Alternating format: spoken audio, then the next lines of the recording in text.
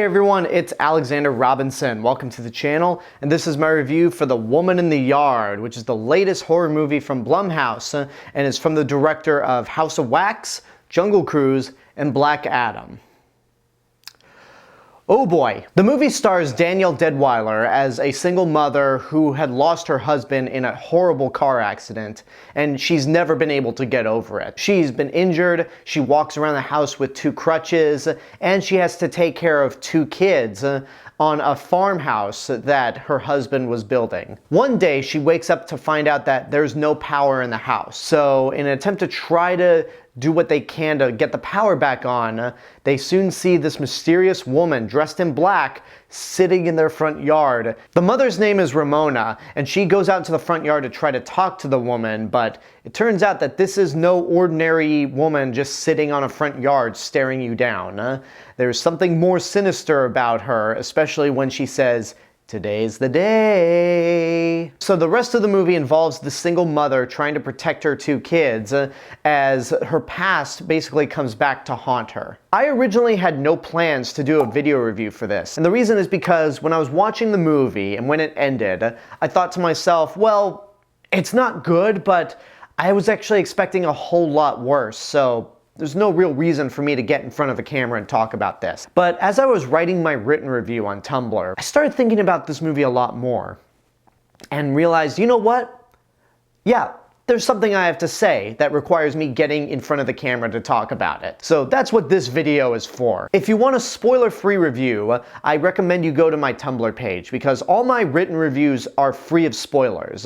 There might be slight spoilers here and there, but most of the time I try to keep spoilers out of my written reviews and save the spoiler stuff for the video reviews. But first, let me set up what it was like going to see this movie. So I got an invite for a press screening for this film last Thursday, and it was at 6:30, the same Thursday that the movie was already out.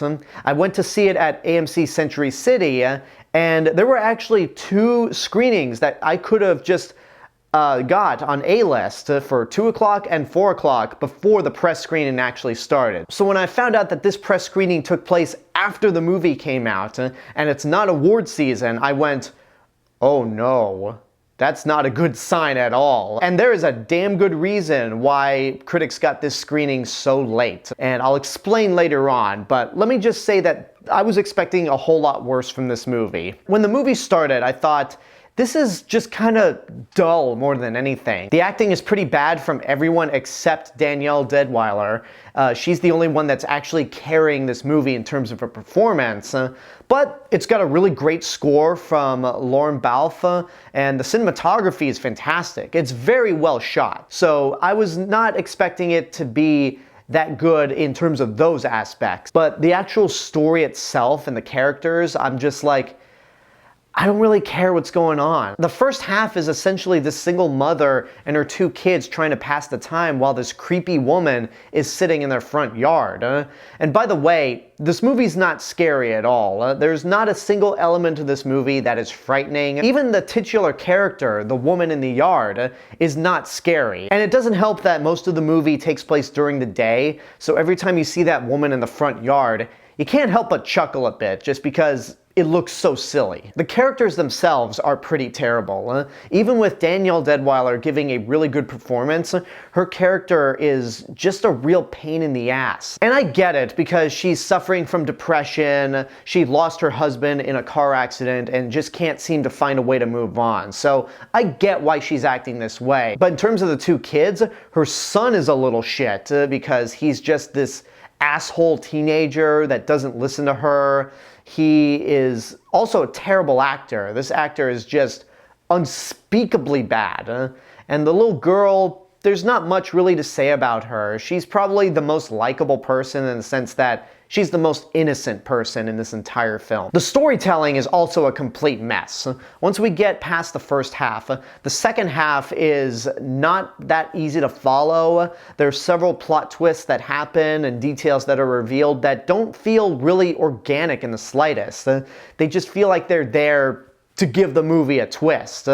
Like, there's a big reveal and backstory involving Ramona's husband and how he died, but it doesn't really amount to anything, and it plays out like this big, oh my god, twist, when it's like, okay, that didn't reveal any new information, nor does it have any dramatic consequences as the movie goes on. It's also very confusing when it brings in supernatural elements. The woman in the yard, as in the title character, is supposed to represent the Grim Reaper because she's dressed in all black, and when she says, "Today's the day," you can't help but think of anything but death. However, in that second half, there's essentially a chase sequence involving the characters running away from the woman in black, and it gets to the point where it's flat out seizure-inducing. Literally. There's a sequence in this movie where there are a bunch of flashing lights, and I had to look away. I'm just like, I can't handle this right now because it is just it's too much. And the fact that there was no warning ahead of the movie is something that is very concerning. But you know what? At this point, the movie isn't as bad as I thought it would be. I went into it expecting a whole lot worse given the circumstances. And really, I just didn't hate it.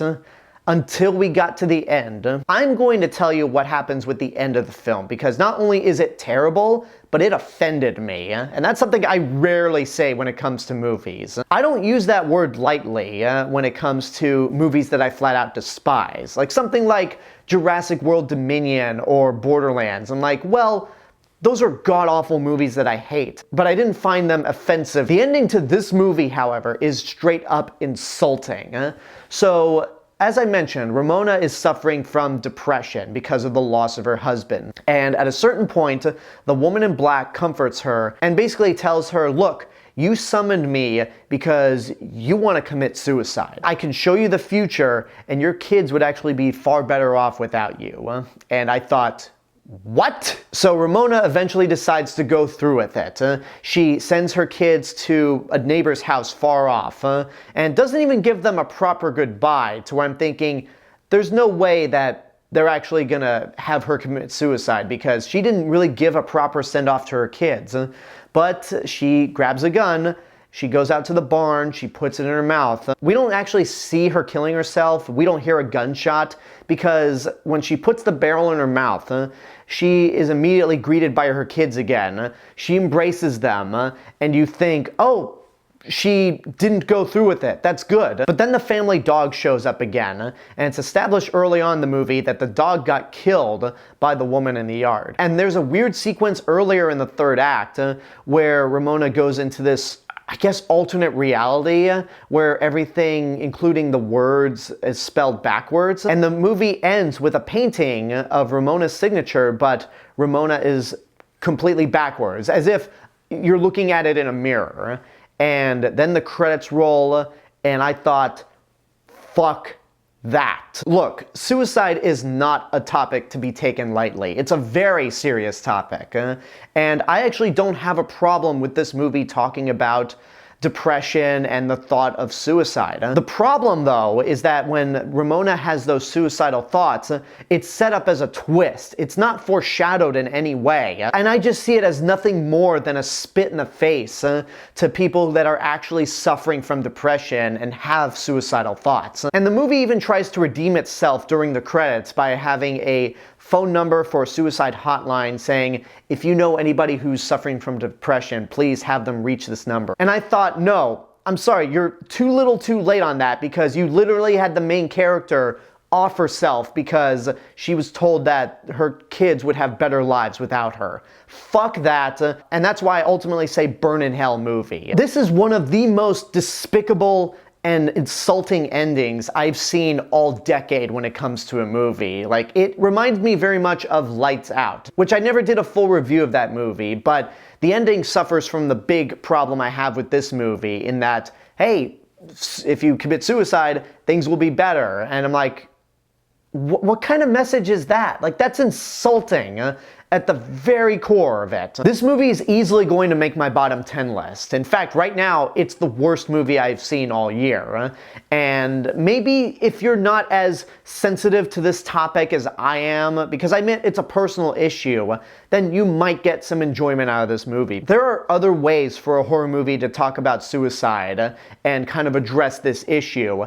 This was not the way to do it. So yeah, fuck this movie altogether. And there you go, that's my review for The Woman in the Yard. I hope you enjoyed it. I want to thank you guys so much for watching this video, and I want to give a special thank you to my subscribers and YouTube members right over here. You guys are the reason why this channel continues to grow every day, and if you want to help to financially support the channel, you could do so via YouTube memberships for as little as $1.99 a month. But until next time, I want to know what you guys think about The Woman in the Yard. Whatever your opinions are, let me know in the comments below. Don't forget to like the video, subscribe to the channel, and hit the bell button to get notifications. If you want to find me elsewhere on the internet, you can find me on these social media platforms and my theme park and travel channel right here on YouTube. I'll see you guys in the next video, but until then, have a good day and take care of yourselves.